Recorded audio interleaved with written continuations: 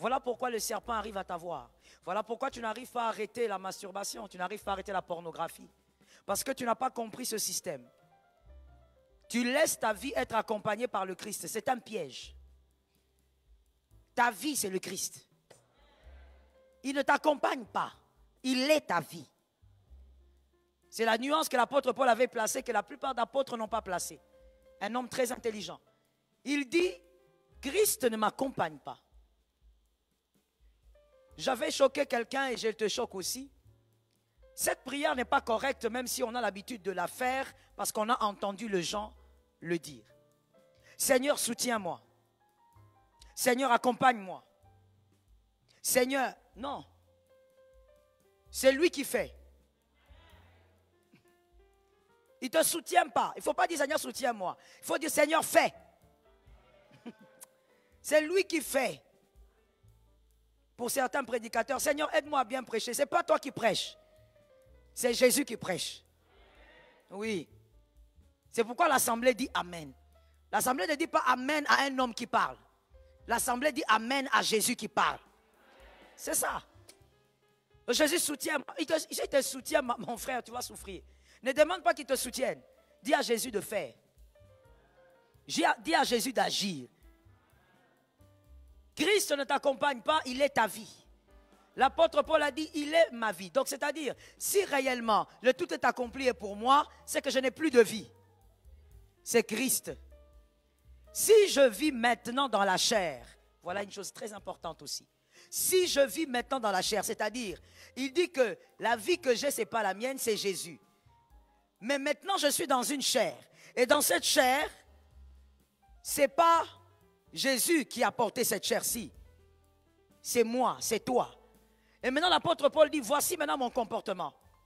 Je vis dans la foi au Fils. Si je vis maintenant dans la chair, je vis dans la foi au Fils. C'est-à-dire, tout ce que je le fais pour lui. Non seulement la vie que j'ai est sa vie, mais tout ce que je fais, puisque j'ai un corps, je le fais pour lui. Là où il n'est pas d'accord, je ne fais pas. Que Jésus nous délivre du mal. Tu ne dois pas être entraîné dans la folie par le diable. Tu dois rester une vierge sage. Qui m'a aimé et qui s'est livré lui-même pour moi. En d'autres termes, l'apôtre Paul est en train de dire, s'il y a quelqu'un qui a accepté de donner sa vie pour que moi je vive, c'est lui. Donc si moi je dois faire quelque chose aujourd'hui, ça doit être pour son plaisir exclusivement. Et il rejoint encore une autre écriture que lui-même a écrite pour dire, faut-il plaire aux hommes plutôt qu'à Dieu? Le choix est clair. Celui pour qui tu te tues là, ne se tuerait pas pour toi. Je te réchoque. Celui pour qui tu te bats là, lui ne se tuerait pas pour toi. À un moment donné, il va s'arrêter, il va te laisser faire tes choses toi-même. Il n'y a qu'un seul qui a accepté de mourir vraiment. Ça veut dire mourir médicalement mort. Pas dans le coma, médicalement mort. Le cœur s'est arrêté. On lui demande, tu as arrêté ton cœur pourquoi? Pourquoi tu es mort? À cause d'Hélène. Pourquoi tu es mort? À cause de Méta. Pourquoi tu es mort? À cause de Janine. Il est le seul à avoir accepté une mort pendant 3 jours pour toi. Et l'apôtre Paul dit, comme lui il a accepté ça, moi aussi je suis prêt à faire des choses pour lui. À vivre en lui et pour son plaisir. Aide-moi à dire à un frère, tu n'as pas de vie, c'est Christ qui est ta vie. Alléluia. Ce verset m'a beaucoup aidé dans mon adolescence. Ça m'a beaucoup aidé lorsque j'ai grandi, avant d'être majeur, lorsque l'adolescence bouscule tout le monde comme ça là. Ça m'a beaucoup aidé. Au point où, voici comment moi je comprenais ça de manière très claire et très simple. Je me disais ceci. Quand je me retrouvais à un lieu, je me posais la question, est-ce que Jésus peut être là? Si Jésus ne peut pas être là, je ne reste pas là. Est-ce que le type de causerie que je cause avec cette femme, avec ces garçons, si c'était Jésus, pas si c'était, parce que ma vie c'est Jésus. Donc Jésus qui est là, est-ce qu'à cause de ma solo, il y a un garçon? Est-ce que Jésus allait causer les masolo? caleçon. C'est comme ça que moi je comprenais ces versets quand j'étais ado. Et ça m'a beaucoup aidé. Simple. C'est que Jésus ne peut pas sortir de sa bouche. Toi, tu ne peux pas le sortir. Tu vas comprendre aujourd'hui quel système, le système dans lequel tu dois absolument sortir pour vivre la grâce. On a trop de problèmes. On est facilement séduit par le diable parce qu'on a dissocié notre vie et Jésus. Vraiment, les chrétiens de ce temps de la fin, nous sommes vraiment dans ça. Jésus est un accompagnateur, point barre. C'est pourquoi tu vas entendre quelqu'un dire, ah ouais, c'est l'église terre. Traduction. Tu vas écouter quelqu'un dire, ici on n'est pas à l'église. C'est pourquoi tu vas écouter quelqu'un dire, attention, si je réagis comme j'ai réagi d'habitude. Ok, ok. Donc au fait, tu as deux vies. C'est ce qu'on va voir tout à l'heure. C'est ça les chrétiens des églises aujourd'hui. Partout, dans toutes les églises du monde. Plein. Jésus est devenu un accompagnateur. C'est pourquoi quand pour toi venir au culte, c'est quelque chose qui ressemble à quelque chose de spécial que tu dois préparer. Non, parce que ce n'est pas ta vie. Quand quelque chose est ta vie, tu es dans l'incapacité de ne pas le faire. Quand quelque chose est ta vie, tu ne le fais pas par sacrifice. Est-ce que quand tu manges, c'est par sacrifice? Pourquoi tu manges? Non, n'attendez pas que les autres parlent, répondez. Pourquoi tu manges? Donc tu vois que tu ne sais pas pourquoi tu manges.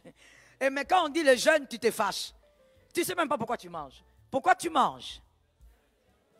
Quelqu'un dit c'est naturel. Toi, tu manges pourquoi? Pardon? C'est un besoin. Pourquoi tu manges? La santé. Tu es sûr? Tu es sûr que toi tu manges pour la santé? Si on voit les choses que tu manges, est-ce que ce sont les choses pour la santé? Ah ah. C'est pas la santé. Tu manges parce que tu sens le besoin de manger. Tu as envie de manger. Des fois même tu manges parce que tu as envie. Tu n'as pas faim. C'est tellement naturel pour toi que tu te sens obligé des fois même de... Tu te retrouves le soir, tu dis, hé, on a lié, hein? Oh. Mais tu peux aussi passer une journée, tu ne manges pas. Où est le problème? Si tu n'en as pas le besoin, pourquoi tu dois manger? Parce que pour toi c'est naturel, tu te dis, je dois manger. Jésus ne t'accompagne pas dans ta vie. Tu n'as pas une vie là où Jésus maintenant vient t'accompagner, te soutenir. Il est ta vie. Ou je vais mieux le dire, il devrait être ta vie. Oui. C'est-à-dire que tu fais les choses par rapport à lui. Parce que tu es dans la chair. Par rapport à lui. Ce qu'il ne voudrait pas, tu ne le fais pas parce que tu fais par rapport à lui. Le genre de réponse que tu donnes aux gens quand tu écris ton texto, est-ce que si c'était les doigts de Jésus, il allait écrire ce que tu écris? Merci. J'aime la sincérité. Parce que tu dissocies au fait. Pour toi, tu as 2 vies ou 15 vies. Aide-moi à aller regarder un voisin, dis-lui, on doit guérir ce soir. Voici la philosophie que les chrétiens d'aujourd'hui ont et qu'on doit absolument tuer ce soir. Par l'autorité du Saint-Esprit, ça doit mourir. Par l'autorité du Saint-Esprit, ça doit mourir. Regarde 3 personnes, dis à ces 3 personnes, ça doit mourir.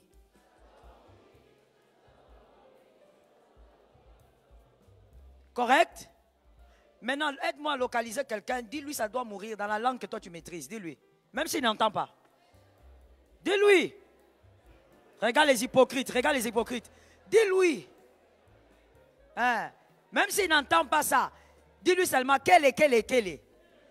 Hein? Dis ça seulement comme ça. Même s'il n'a pas entendu. Nous répétons ça. Dis à celui qui est à côté de toi, dans la langue que toi tu maîtrises, ça doit mourir.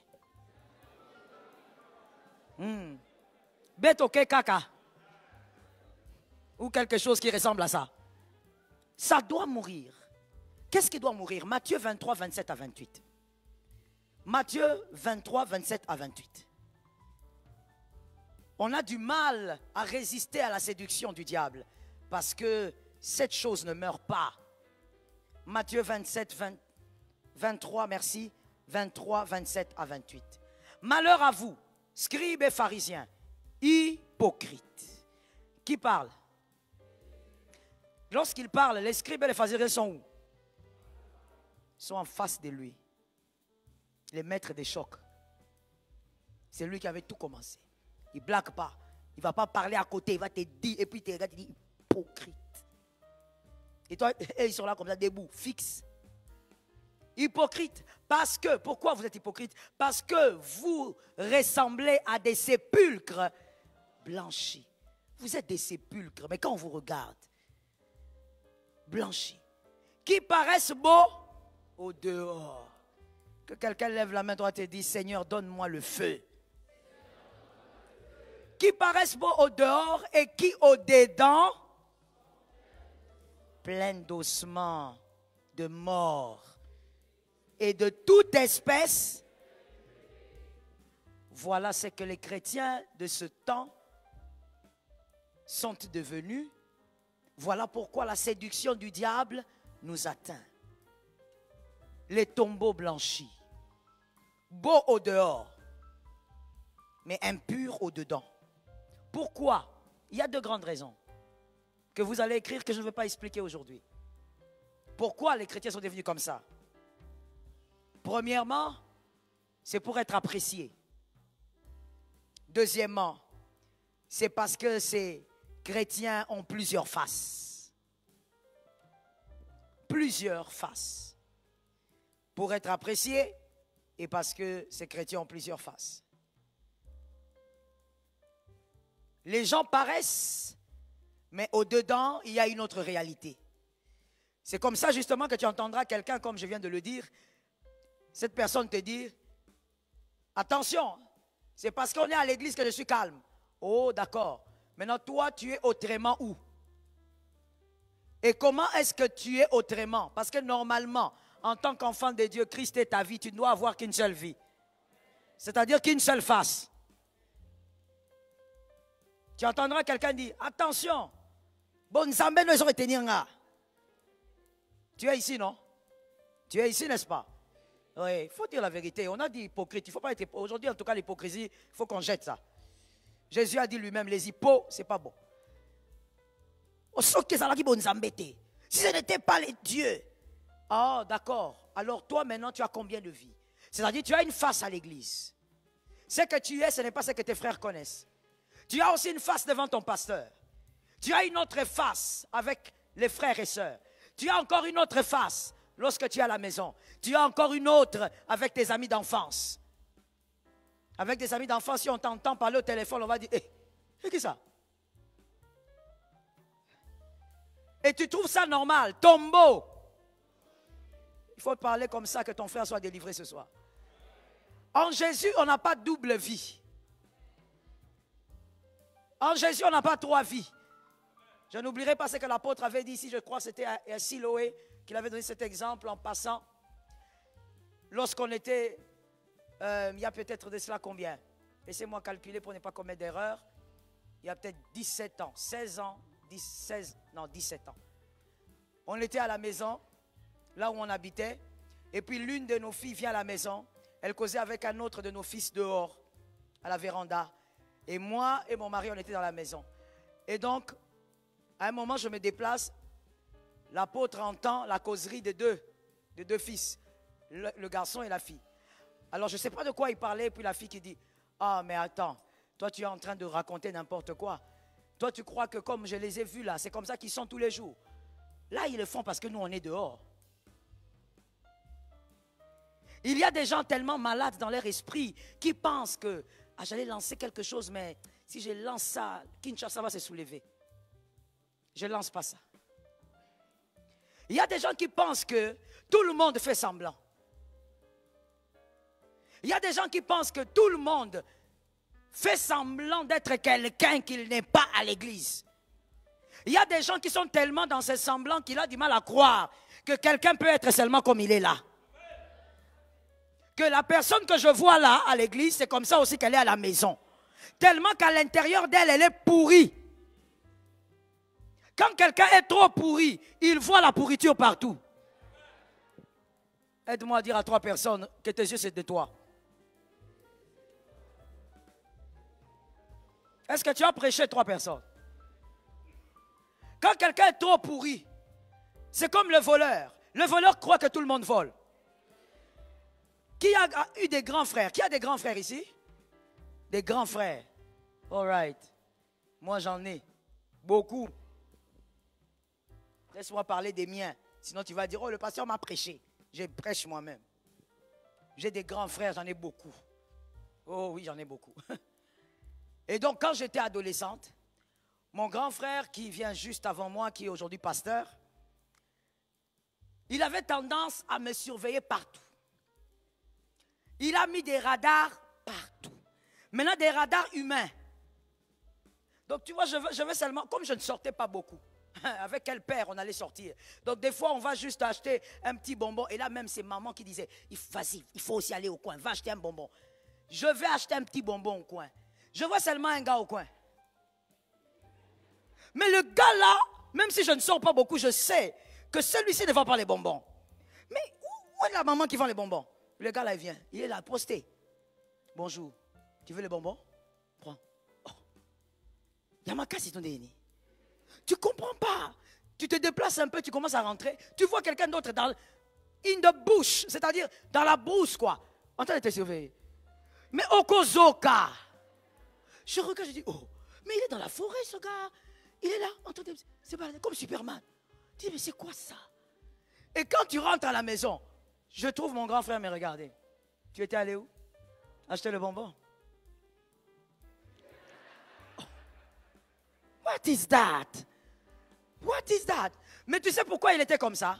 Un grand tireur d'élite. Quand il va écouter ça, il va me gronder. Un grand tireur d'élite à un niveau. Aujourd'hui, quand il témoigne chez les jeunes sont étonnés. Il est pasteur, comme je te dis aujourd'hui. Les gens sont étonnés d'écouter comment l'être humain, jusqu'où l'être humain peut aller avec les femmes. Hein? Toi, tu en as 3, tu crois que tu es quelqu'un. Tu as seulement 3 petites, tu crois que tu es quelqu'un. Parce que lui-même était terrible. Terrible, il ne peut pas laisser là où la main est passée et repasser. Une fille ne peut pas entrer dans les quartiers sans que lui. Et comme il était le chef d'un gang, ça veut dire que des fois les autres la trouvent pour lui. Cette femme-là, c'est pour les chefs. C'est pour les chefs. Donc, quand on dit cette femme-là, on ne touche pas, c'est pour lui, le chef. Et il fallait voir maintenant quelle surveillance. Parce qu'elle lui-même connaissait toutes les techniques. Le voleur pense que tout le monde vole. Il y a je me rappelle un jour un garçon, pitié, je ne sais pas où est-ce qu'il est, mais peut-être que lui m'a reconnu un jour sur les réseaux. Frère, je demande pardon. Ce n'était pas de ma faute, mon frère. Je n'ai jamais eu l'occasion de demander pardon. Je suis toujours allé acheter les bonbons, toujours, le même système. Maman me dit, va acheter des bonbons.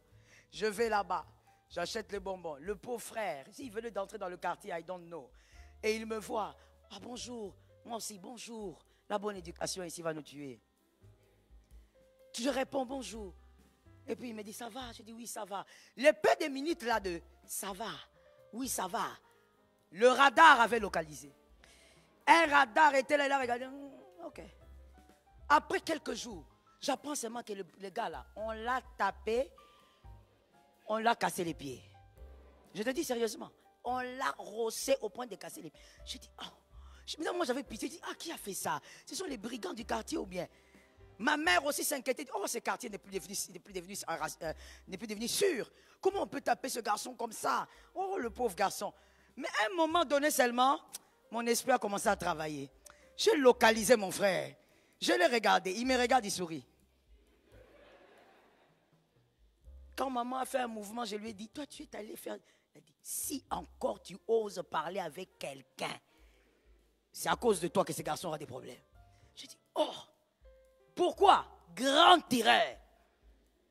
Il ne calcule pas. Le pourri pense que tout le monde est pourri.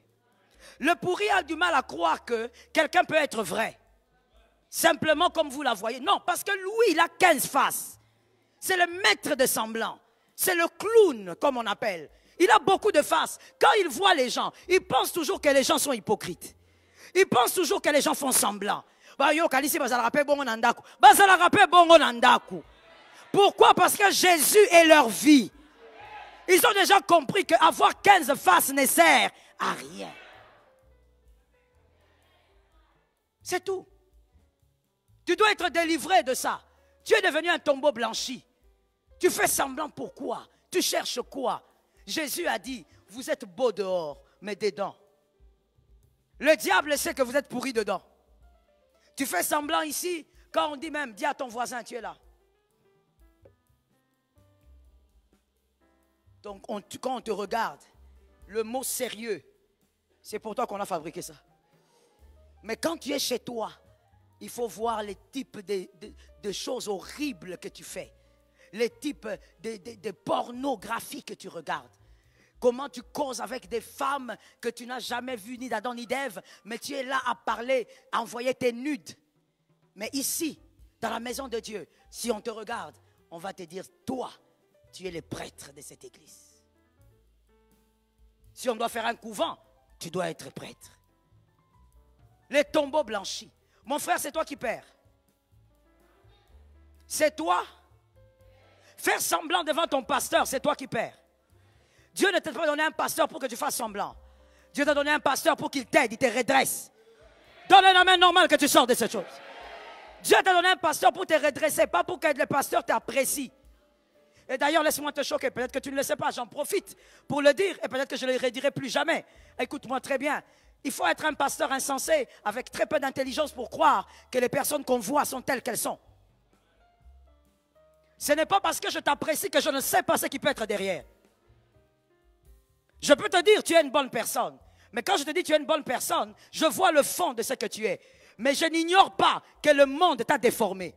Ce côté, je ne te dirai pas. Je te dirai seulement que tu es une bonne personne. Pourquoi? Parce qu'en tant que pasteur, je dois t'encourager pour que tu ailles de l'avant. Mais ça ne veut pas dire qu'on ne sait pas. Une fois, il y a une sœur que je me rappelle encore. La centrale n'avait pas encore déménagé, l'église centrale. La sœur a été ouvrière. Moi, je suis dans mon bureau. Le soir, quand c'était un mercredi, parce que je dormais à l'église. Et elle vient, elle passe au couloir. Et moi, ma fenêtre, elle est là. Donc, je vois les gens qui passent. Elle passe par le couloir, je la vois. Et puis, elle repasse et puis elle passe encore. Et puis, à un moment, je sors, vers peut-être 18h.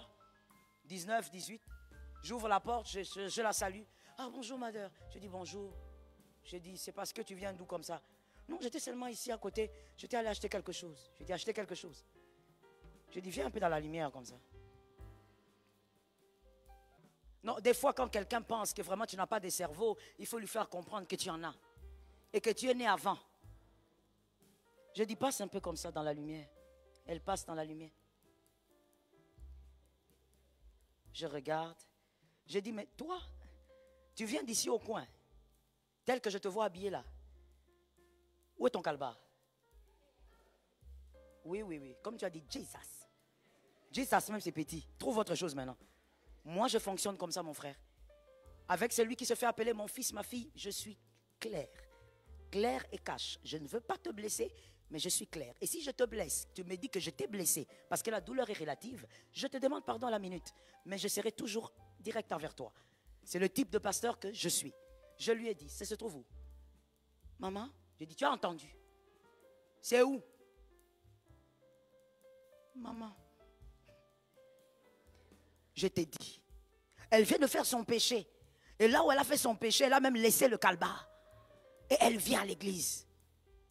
J'ai regardé, j'ai dit, lève-toi, lève-toi. Parce que ton pardon est tellement faux. Tombeau blanchi. Tu as demandé pardon parce que je t'ai attrapé. Si je ne t'avais pas attrapé, tu n'allais pas venir dans mon bureau dire, je viens de faire l'impudicité, que Dieu m'aide à sortir. Non. Tu normalises le mal. Mais il faut voir cette fille-là les ailes à l'église, mon frère.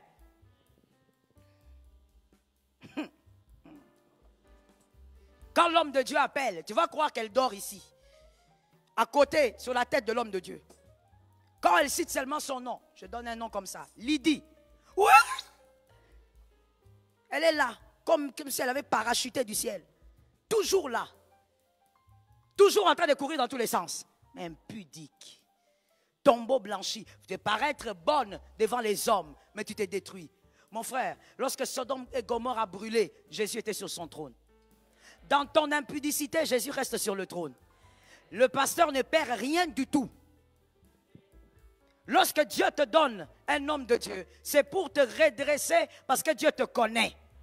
Ce n'est pas pour devenir un tombeau. Sois délivré au nom de Jésus. Petit A, le tombeau blanchi. Vous voulez être des scribes plutôt que être purs. Vous voulez être des scribes, des pharisiens, plutôt que d'être purs.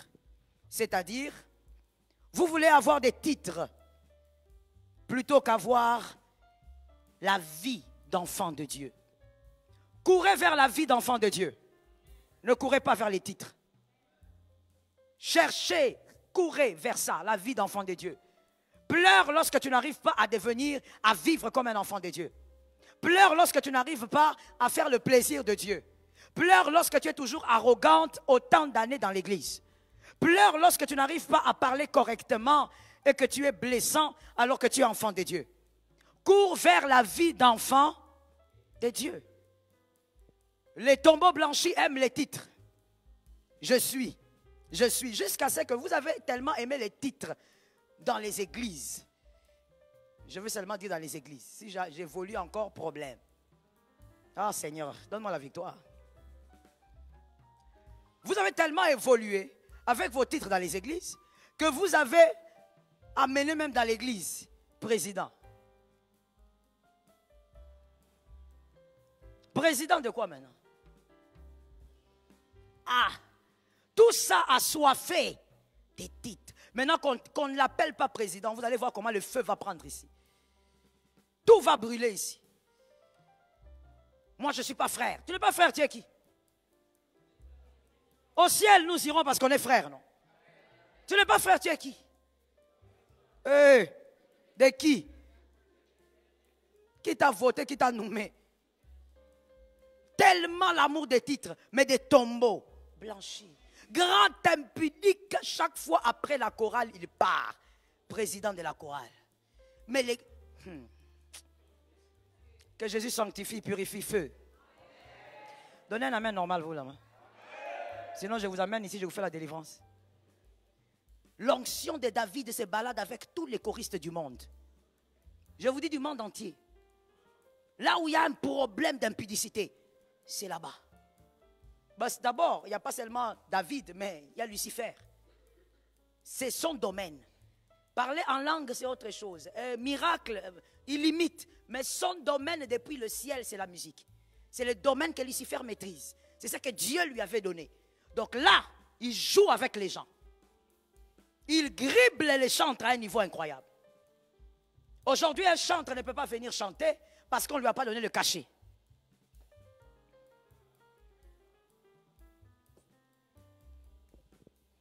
Incroyable mais vrai. Incroyable.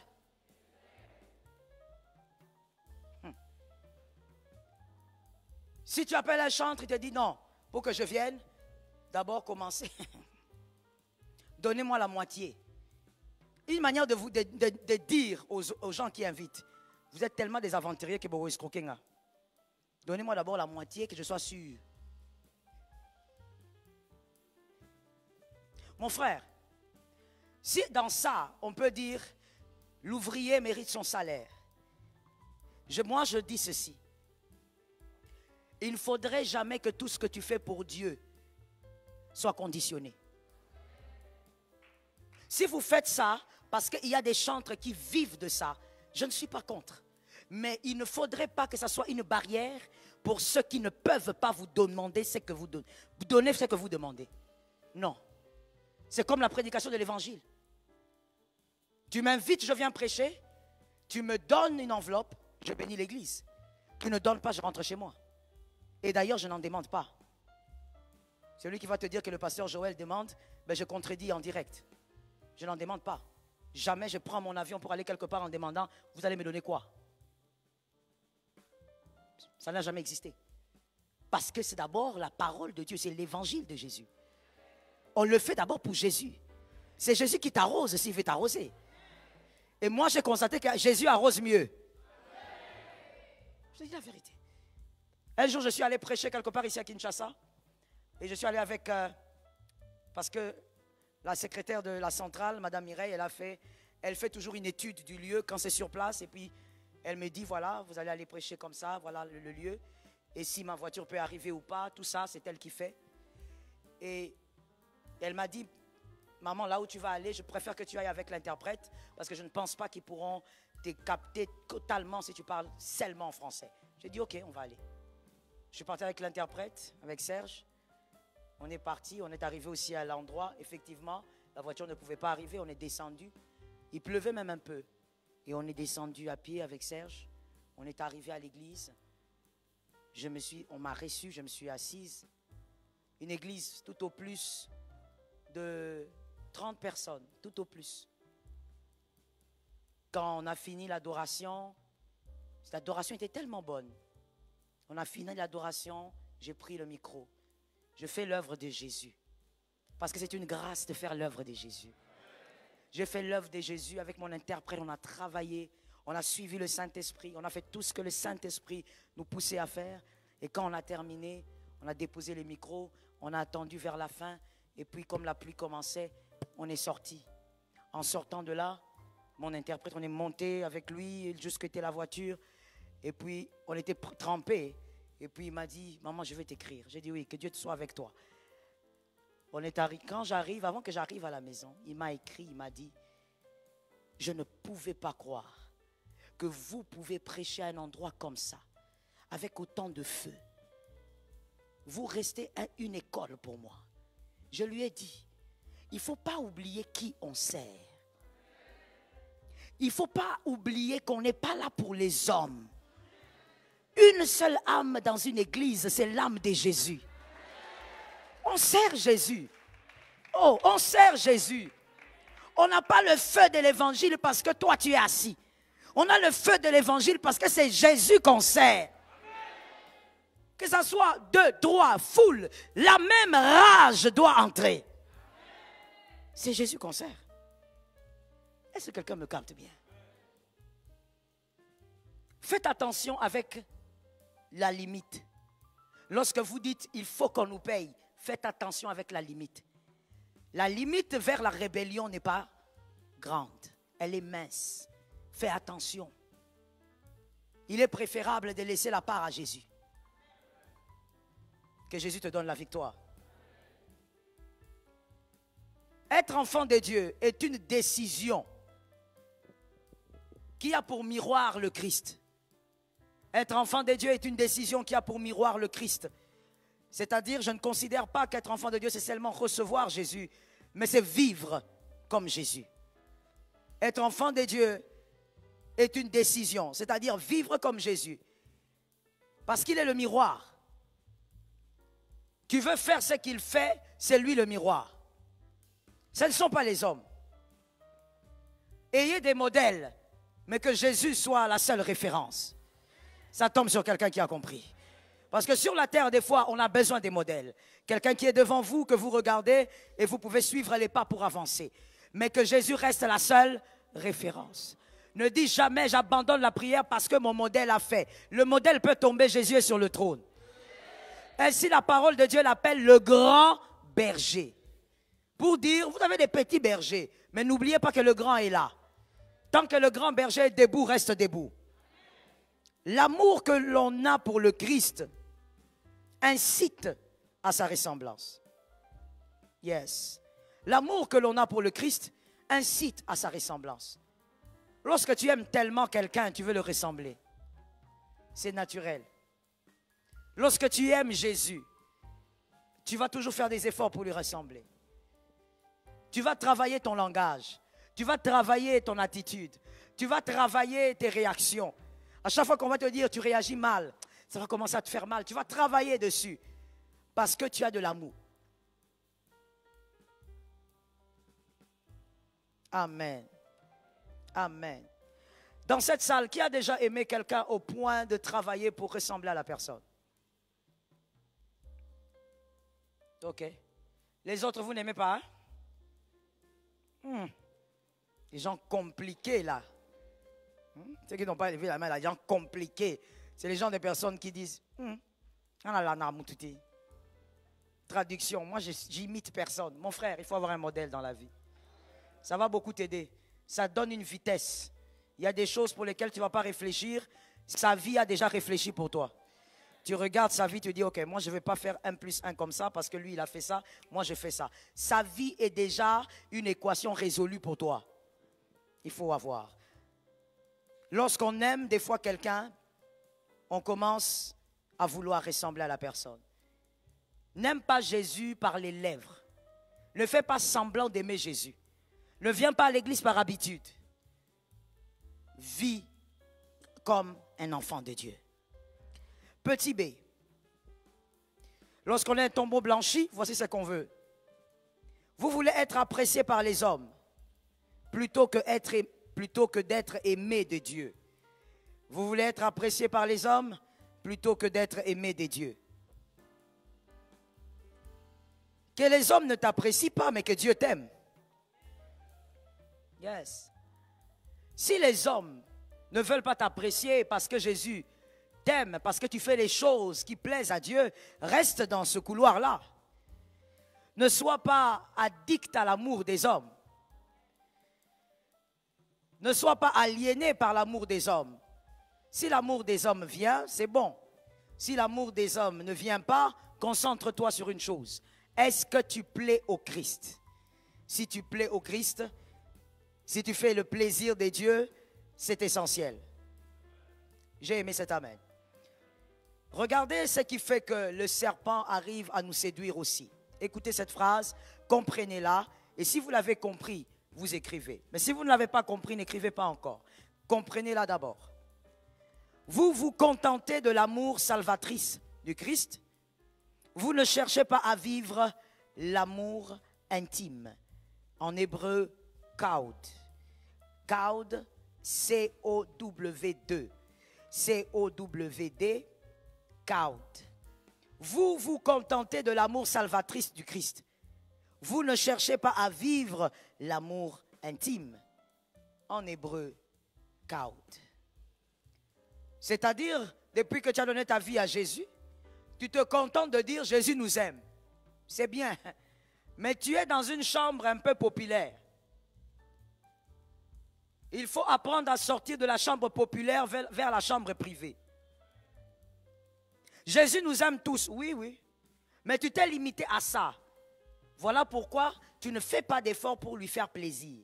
Quand tu veux faire plaisir à Jésus, tu veux que ta vie soit sa vie, tu quittes la chambre populaire. Tu entres dans la chambre privée. C'est ce qu'on appelle intimité. J'ai aimé ce mot hébreu parce que ce mot hébreu veut dire un amour secret. Un amour aussi qui révèle les secrets.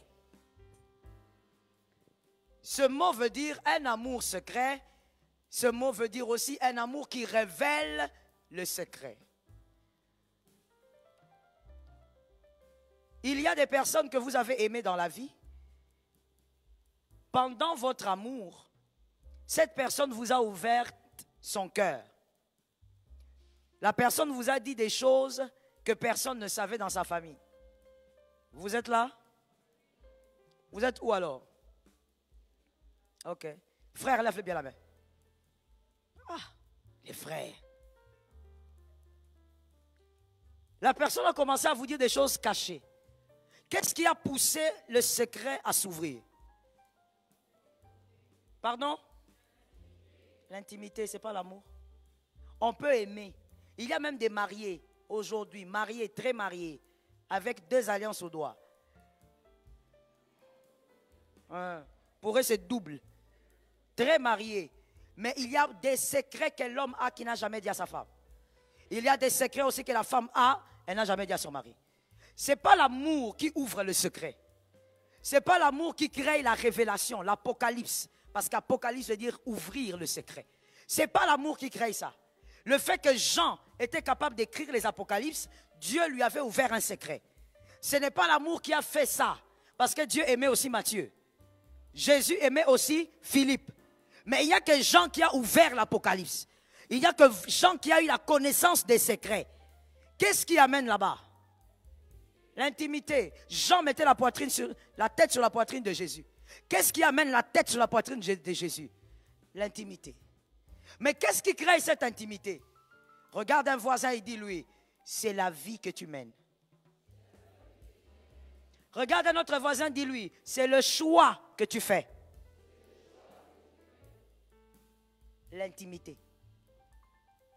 Sors de la chambre populaire.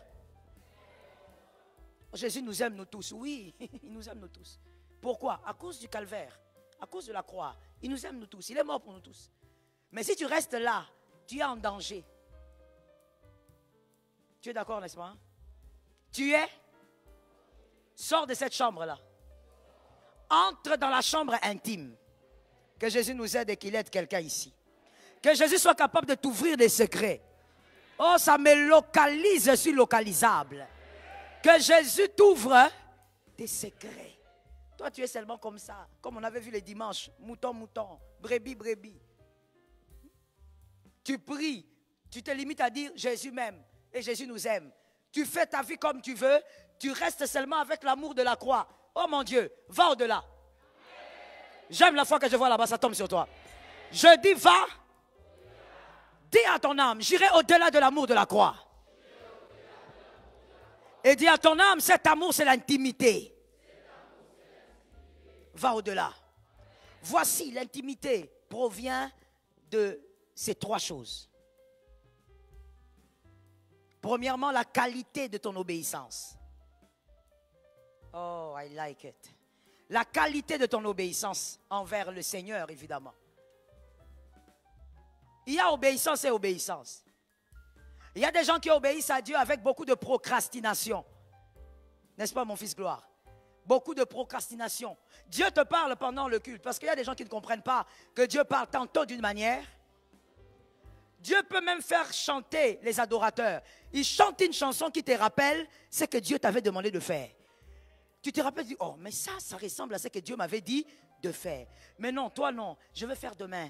Je vais attendre, je ne suis pas encore prête. J'attends, Jésus, il va comprendre. Il y a obéissance et obéissance. La qualité de l'obéissance. Ce qui a fait que Rebecca aimait Jacob, la qualité de l'obéissance. Quand il cherche Ésaü, il n'est jamais là. Il est toujours avec les femmes, il est toujours là-bas à la chasse. Mais quand il cherche Jacob, Jacob est là, maman, tu veux quelque chose? Maman, tu as besoin de quelque chose? Ça, l'obéissance, la qualité, j'insiste sur la qualité. Il y a obéissance et tu vas envoyer deux personnes. J'envoie mon fils Gloire, j'envoie aussi mon fils qui est à côté. Je dis, allez me prendre de l'eau. Les deux partent. L'un en partant dit, à moi tout le temps, elle demande toujours de l'eau. Elle est quoi? C'est quoi? Elle boit comme un chameau comme ça, comment? Hein? L'autre aussi part, il ne parle pas. Il va chercher de l'eau. Obéissance et obéissance. Les deux vont amener le verre d'eau, mais les deux ne seront pas récompensés de la même manière. Jacob va boire de l'eau, mais l'onction de Jacob va donner la différence. Ça tombe sur quelqu'un d'intelligent ou bien? Jacob peut boire les deux verres, mais l'onction de Jacob va créer la différence. Parce que l'onction de Jacob te suit même dans la toilette. Non, mais on a convoqué des moments de prière. Quelqu'un vient à la prière, le cœur, il est assoiffé. Il dit, Seigneur, vraiment, je crois que pendant ces 23 jours, un autre vient. Ah, si je ne viens pas, maman va m'appeler.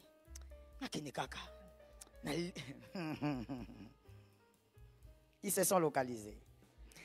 Ah, mais avant minuit, elle va envoyer les messages. Tu es venu, tu as prié, tu as même pleuré dans l'adoration. Mais vous ne serez pas récompensés de la même manière. La qualité de l'obéissance crée l'intimité. Ça tombe sur quelqu'un. Les mères qui ont des enfants, s'il vous plaît, levez vos mains ici. Levez bien, s'il vous plaît. Merci. Je pose la question aux mères. L'enfant, parmi tous les enfants, l'enfant qui vous marque, c'est celui qui agit beaucoup ou qui obéit bien. Qui obéit bien. Ce n'est pas une question d'agir seulement. Obéir bien. La qualité de l'obéissance, Dieu peut nous dire. Ok? Je continue d'expliquer parce que c'est important que tu comprennes. On n'est pas en train seulement d'enseigner. Nous présentons la vie. C'est pour qu'après ces 23 jours, tu aies une autre vie. Et comme j'ai dit, tu ne sois pas un taureau blanchi, pas des semblants ici. Que ça soit vraiment ta vie. On ne prend pas 45 minutes pour raconter n'importe quoi. Ou pour fabriquer des hypocrites. C'est pour que ça soit ta vie. C'est la vie de Dieu. Dieu peut dire à Hélène, donne $200. Dieu dit à Joël, donne $200. On est dans le culte. Dieu sait, comme il sait qu'on en a comme on est là, dans nos sacs. Et puis, Dieu continue d'insister. $200 amenés pour la construction peut-être de la maison de Dieu. Moi, je me lève, je dis, Seigneur, ça là. Seigneur, on a pesa yonzame. Ça m'a qui là. Traduction. Seigneur, ce que je te donne, c'est mon sang. Seigneur, l'œuvre de mes efforts, toi-même tu sais. Toi-même tu sais. Je dépose. Hélène vient, le même montant. Elle prend, elle dit, Dieu m'a demandé ça. C'est que Dieu veut me visiter. Elle prend $5 de plus. Elle dépose. Obéissance. Les résultats ne seront jamais. Non, mais moi, ce jour-là aussi, j'avais donné. Comme je l'avais dit la semaine. Tu as donné avec tes mains ou avec ton cœur? Dieu ne bénit pas les mains. La qualité de l'obéissance. Non, nous tous, on avait obéi. Non, non. Nous tous, on a jeûné. Non. Il y a jeûne. La qualité de l'obéissance. Toi, tu jeûnes, ton propre jeûne, ta propre vie, ta propre bénédiction, ton intimité avec Jésus. Tu manges les légumes là, ozo imaïma. Oh, moi je ne comprends pas. C'est ta propre bénédiction, c'est toi qui seras visité. Mais tu boudes. Et ce qui est extraordinaire, c'est que tu boudes seul, hein, à table.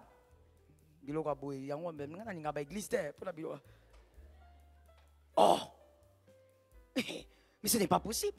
Mais à la fin, tu dis, oh, moi j'avais jeûné, j'ai tenu. Tu n'as pas obéi. La qualité de l'obéissance. Ça crée aussi l'intimité. Qui a dit amen? Deuxième chose, la qualité du sacrifice. Et je l'ai longuement expliqué, je ne veux pas m'attarder dessus. Dieu te demande de faire quelque chose de sacrificiel. Mais la qualité de ton sacrifice, d'abord tu le fais avec beaucoup d'amour et tu le fais bien.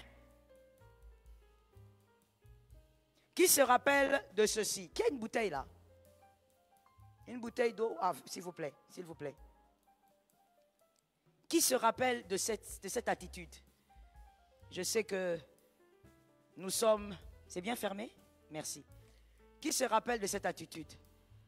La maman, elle est là. Elle t'appelle. Donnez-moi un prénom.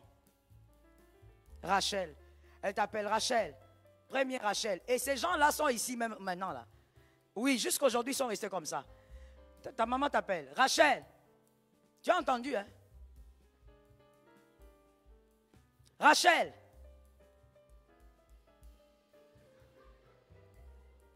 Tu sais que tu es là, non? Rachel. Ah. Tu n'es pas ici. Est-ce que vous voulez me dire que tu n'es pas ici? Ah, je sais que tu es là. Et je dis, suivez mon regard. Rachel. Rachel, maman. Rachel, amène-moi la bouteille. Ah. La bouteille, toujours maman.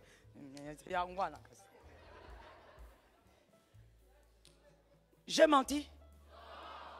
Qui ne se rappelle pas qu'il est comme ça? Il y a sacrifice et sacrifice. Comment toi on peut te demander un sacrifice? Tu es déjà en train de murmurer sur le sacrifice. Ton sacrifice est vain, vaut mieux laisser. Oh, je te choque. Vaut mieux. Tu as murmuré derrière le sacrifice, hein? Il faut laisser. En tout cas, en ce qui concerne Dieu, hein? Pour les hommes, tu peux faire semblant comme ça, là. Maman te regarde, elle-même, elle est dépassée. Elle te regarde seulement et dit, vraiment, cette fille, j'ai raté vraiment avec cet enfant. Elle ne va pas parler. Mais pour Dieu, ce genre de choses ne fait pas.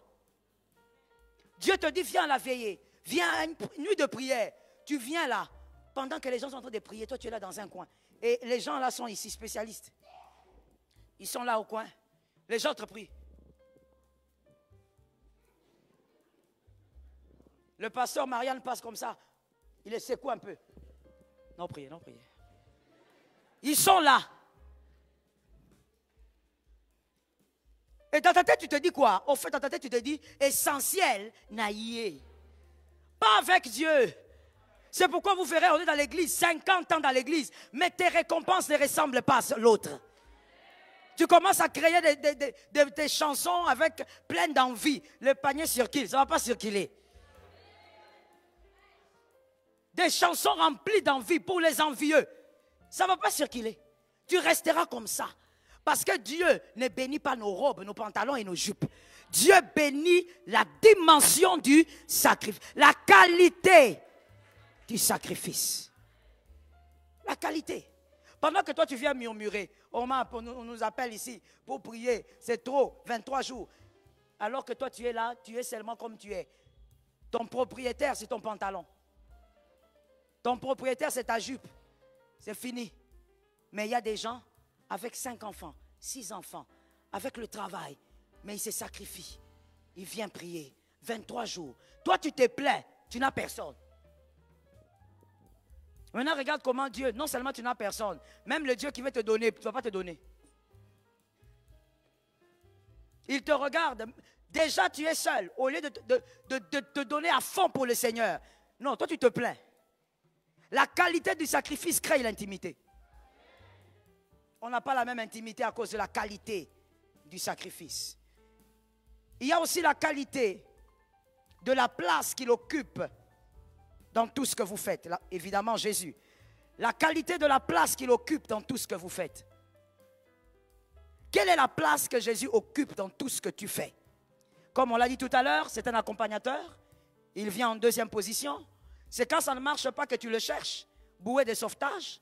C'est quand ça ne va pas que tu commences à dire, il faut que je prie. Non. Jésus, tu ne le cherches pas quand ça ne marche pas.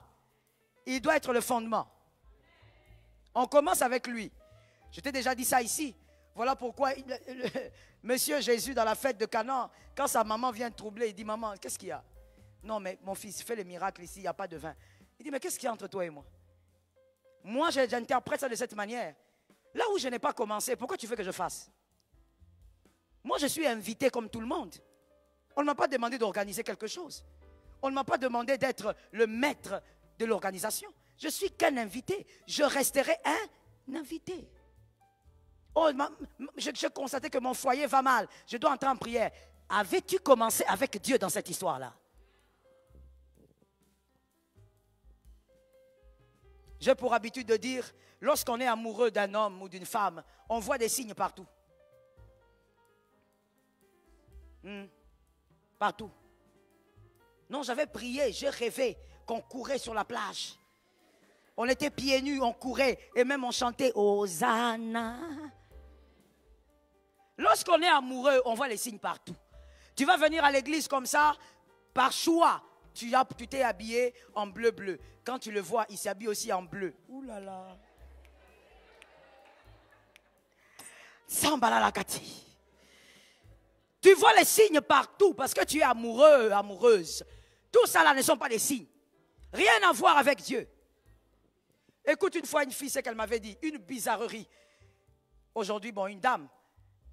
Elle me dit, mais pasteur, quand j'avais prié pour cette affaire, Dieu n'avait rien dit, il était silencieux.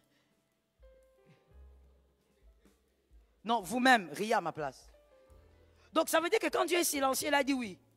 Qui vous a enseigné ça? Ouvrez-moi un verset. Donnez-moi une écriture. Qui a dit que quand Dieu est silencieux, c'est que Dieu est là? Faisons ce que l'apôtre Paul a dit. La nature. Alors, regardons. Si tu viens, tu demandes à ton papa, papa, je peux avoir le contact de la voiture. Papa se tient comme ça. Automatiquement, tu vas prendre le contact. T'es que nous reçoit. Que nous reçoit pas bomayo kawana. Traduction. Va chercher qu'on te tue ce jour-là. Tu ne vas pas arriver en décembre. Non. En dehors des légumes. Mais si tu as été éduqué d'une certaine manière, tu sais que lorsque les parents se taisent, ça veut dire non. Tais-toi, tu as fait une grosse bêtise. C'est tout. Tu ne peux pas, oh, Dieu n'avait rien dit. Mais s'il n'a rien dit, arrête-toi. La qualité, la place que Dieu occupe, Christ, dans tout ce que tu fais. Quand tu dois avoir un nouveau travail, on te propose un gros salaire. C'est quoi ce qui te vient en tête? Tu commences à jubiler ou tu te demandes d'abord si c'est ce que Dieu veut pour toi? Dieu chérit ceux qui le chérissent. C'est une écriture. Il est écrit, j'honore celui qui m'honore. Je méprise celui qui me méprise. Ce verset fait froid au dos. Je méprise celui qui me méprise. Ça veut dire quand tu méprises Dieu, ce n'est pas comme s'il est aveugle. Ce n'est pas parce qu'il est riche en bonté qu'il ne voit pas. À un moment donné où tu auras besoin de l'intervention, il va te mépriser. Tu chercheras Dieu, il sera là, mais il ne fera rien. Il honore celui qui l'honore. Lorsque la qualité de l'intimité est bonne, les secrets sont révélés. Que Jésus te bénisse. Je dis à quelqu'un, Dieu ne cache pas tout à tout le monde. Il y a des personnes à qui Dieu ne cache pas les choses. Quand ça doit arriver, même de manière voilée, il va te montrer. Mais il y a des gens aussi, le mal arrive à 0 mètre, Dieu ne te dit rien. La qualité de ton intimité ne permet pas qu'on dévoile le secret. Entre dans la chambre secrète de Dieu par la qualité de l'intimité. Que Jésus t'ouvre les yeux. 2 Rois 6, 16 à 17. 2 Rois 6, 16 à 17. 2 Rois 6, 16 à 17. Une écriture que nous connaissons, que nous aimons. Élisée a dit, ceux qui sont avec nous sont plus nombreux que ceux qui sont de l'autre côté. Géasi ne voit pas. Géasi voit seulement ce qui est physique. Mais dans la deuxième dimension, il ne voit pas. Pourquoi il ne voit pas? La qualité de l'intimité. Mon frère, quand tu rentres chez toi, tu vois ta maison, mais il y a aussi autre chose. Oui, autour de ta maison, il y a aussi ce que tu ne vois pas. Mais la qualité de ton intimité peut t'ouvrir les yeux. Tu arrives là, ce que les gens ne voient pas, toi tu vois ça. Tu dis à quelqu'un, au moment non, il y a un trou. Moi je ne vois pas. Par cause de la qualité de ton intimité, Dieu t'ouvre les yeux. Cette année ne finit pas les 23 jours comme tu es là. Que Dieu ouvre tes yeux par la qualité de l'intimité. Que tes yeux s'ouvrent. Ne va pas à la montagne. Rababa, Seigneur, voyance, voyance. Depuis que tu as commencé, tu es monté même sur l'arbre. Fongola visso. Fongola, fongola, fongola. Tu crois que c'est quoi? C'est un sortilège ou c'est quoi? Tu crois que c'est quoi?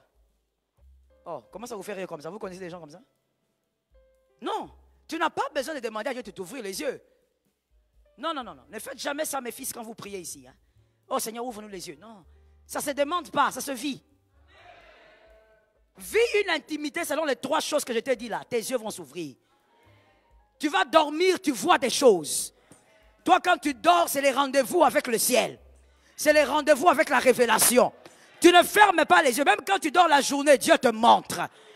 À l'intime, on entre dans la chambre. Et pour donner un exemple pratique, quelqu'un d'équilibré, de normal, n'a pas de relations intimes avec sa femme au salon. S'il y a des gens. Si vous n'avez pas encore d'enfants, faites partout.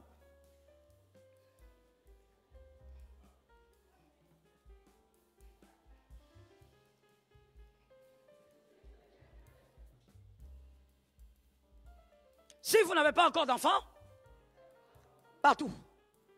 Parce que bientôt, ça sera limité. Vous deviendrez comme des voleurs dans votre propre maison. Faites partout. Profitez-en, explorez-vous, faites-vous du bien. Vous avez déjà été agréé par le Seigneur et par les hommes. Donc, fermez bien les rideaux pour ne pas faire pécher les voisins. On ne sait jamais. Il y a toujours des gens façon. Vous êtes dans la maison, mais il y a des gens qui lorgnent. Donc, on ne comprend pas. Tu ne comprends pas pourquoi les gens ne peuvent pas rester chez eux. Toujours avec les yeux dehors. Profite-en avant que les enfants n'arrivent. Voilà pourquoi je dis à un célibataire, ça ne sert à rien. Tu es en train de te gaspiller. Si tu es homme, tu gaspilles ta force, frère. Oui, tu vas être faible là-bas, ne gaspille pas l'énergie. Ce n'est pas en faisant ça beaucoup que tu deviens spécialiste, non. Tu deviens amorti. Alors, s'il te plaît, garde ta force parce que la femme là, c'est l'enfant de quelqu'un. Et toi aussi, mademoiselle, ne te gaspille pas. J'ai regardé une vidéo quelque part, une jeune sœur, on me montre bien qu'elle est célibataire, elle n'a même pas encore d'enfant, mais c'est terrible quand vous voyez certaines choses. C'est terrible. Tu vas te dire, mais non, mais ça, ce n'est pas possible. Normalement, ce genre de poitrine, c'est une femme qui a, je ne sais pas, elle a allaité, je ne sais pas combien de fois. Mais non, une fille de 20 ans, 17 ans, c'est quoi le problème? Le problème, c'est le péché. Tu t'amortis. Attends le mariage. Je n'ai pas bien entendu. Il y a quelqu'un qui m'avait dit, pasteur, vous dites qu'on attend le mariage. Et si j'entre là-bas, maintenant, le gars, il n'arrive pas. S'il n'arrive pas, amène-le chez les pasteurs, on va l'expliquer. Le problème, c'est quoi? Le problème, c'est quoi? On va lui expliquer que voilà, il ne faut pas faire ce que tu fais là. Tu veux faire souffrir l'enfant d'autrui. C'est très important dans le mariage, ce point-là. Il ne faut pas faire ça façon. Donc, avant d'avoir des enfants, faites ce que vous voulez. Louez une maison un peu loin. Comme ça, vous faites ça partout. Quand vous allez vous marier, vous serez comme des voleurs dans votre maison. Quelque chose de logique, mais vous... Les enfants sont à côté. Je veux seulement dire que l'intimité, en réalité, se passe dans une chambre close. C'est ça avec Jésus. Celui qui a une intimité, Dieu lui révèle des choses de qualité. Par exemple là, on est en jeûne, hein? On est en prière. C'est une bonne onction, ton esprit est élevé. En tout cas, si tu as bien jeûné même la semaine passée. Parce que c'est une accumulation. Plus on accumule, ton esprit s'élève. Mais pendant qu'on s'est en train de prier, comment toi quand on prie, tu ne sens jamais rien? Au contraire, tu as les yeux toujours là, ouverts. Tu es en train de surveiller. Tu surveilles qui on ne sait pas. Mais en ce moment-là, le Seigneur peut t'ouvrir les yeux. Le Seigneur peut te révéler ce qui est caché. Lorsqu'on a une intimité avec Jésus, Dieu vous épargne.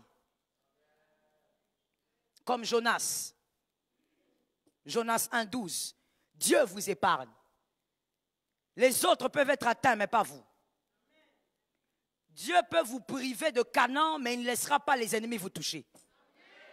Ça localise quelqu'un. Jonas lui-même, il a dit, pour vous sauver, jetez-moi dans l'eau. Qu'est-ce que ça voulait dire? Ça voulait dire deux choses. Si vous ne me jetez pas, vous allez mourir. Mais moi, je ne vais pas mourir. Jonas savait que Dieu ne pouvait pas le tuer. Pourquoi il ne pouvait pas? Parce qu'il ne voulait pas. Pourquoi il ne voulait pas? Il était intime de Jonas. On ne tue pas son ami. Jonas, quand il dit jetez-moi dans l'eau, c'est pour leur dire mais moi, je ne mourrai pas. Parce que moi, Dieu tient à moi. Vous êtes des idolâtres, vous allez mourir. Lorsqu'on est l'intime de Dieu, ça peut frapper à gauche, toi tu n'es pas atteint. Oh, ça ne touche pas à ta maison. On se pose la question, pourquoi tous les enfants tombent malades sauf les tiens? Intime de Jésus. Il n'y a pas de maladie qui entre là-bas. Est-ce que quelqu'un m'entend bien? La qualité de l'intimité. Jonas a dit jetez-moi dans l'eau. La deuxième chose, Jonas savait que même dans l'eau, il n'allait pas mourir. Il a eu tort ou raison. Il a eu tort ou raison. Dieu n'a pas récupéré. Dieu l'a récupéré. Et Jonas le savait à cause de la qualité de l'intimité. Et même quand il est dedans, il commence à causer dans le ventre du poisson. Mon frère, toi tu es en danger, tu causes. Il savait que celui qui m'a capturé ici, il va me faire sortir. Et comme il connaissait aussi l'intimité, oh my goodness. Comme il connaissait aussi son intimité avec Dieu. C'est comme un homme qui sait que si je fais ça à ma femme, elle est KO. Si je lui donne ça, même la colère descend. Écoute même Kose Kawana. Chaque femme a déjà vu Elo Kowana. Un homme qui connaît sa femme sait que même si elle est fâchée, si je fais ça, ça va descendre. Chaque femme aussi connaît son mari. Que même s'il gueule sur tout le monde, il est Mobutu pour vous. Mais là-bas, Bobby. Là-bas, il n'a pas de galon. Là-bas, il n'a pas de galon. Toute femme connaît. C'est ça, Jonas. Jonas, il entre dans le ventre du poisson. Il a dit 1-0. Je savais que tu n'allais pas me tuer. Moi, je suis ton ami. Tu ne peux pas me tuer. Maintenant, je te dis ceci. Si tu me fais sortir, toi et moi, on se connaît. Si tu me fais sortir, je te donne une offrande. Pourquoi tu me compliques? Dieu, il entend offrande. Il dit, petit, tu sors. Et il est sorti. Une seule formule et il est sorti. Comment il connaissait la formule? Il était intime de Dieu. Je dis à quelqu'un, ne sois pas dans la chambre populaire. Entre dans la chambre secrète de Dieu. Ce que Dieu va faire cette année, qu'il te montre. Ce que Dieu va réaliser cette année, que tu es